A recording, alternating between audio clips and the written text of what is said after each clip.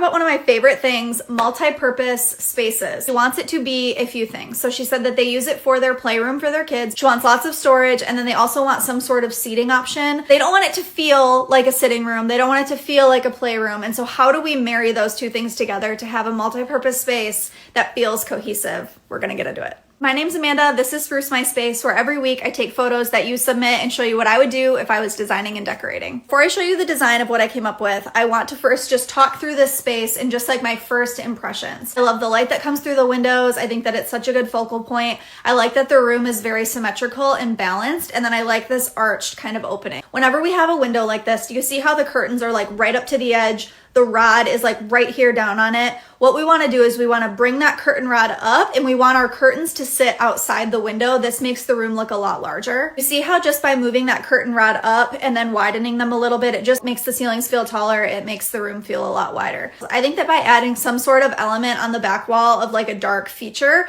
it makes the room feel much longer. See how the curtains kind of blend with the wall? The walls are just kind of all blending. It's making the room feel a little bit more compressed. I feel like the room just feels like it has more depth. So we kept all of this for storage, which you can put toys in.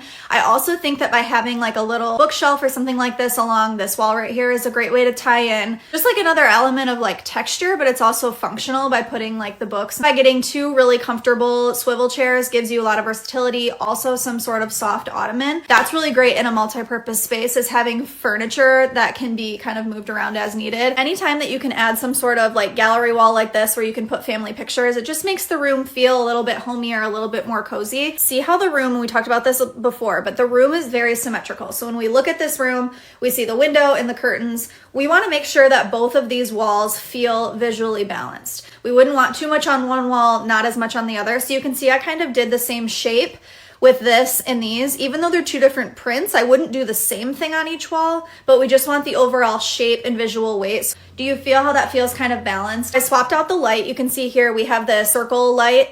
I added the circle lights on the wall. Those kind of complement each other. But if you look at the room, so it's a rectangle room.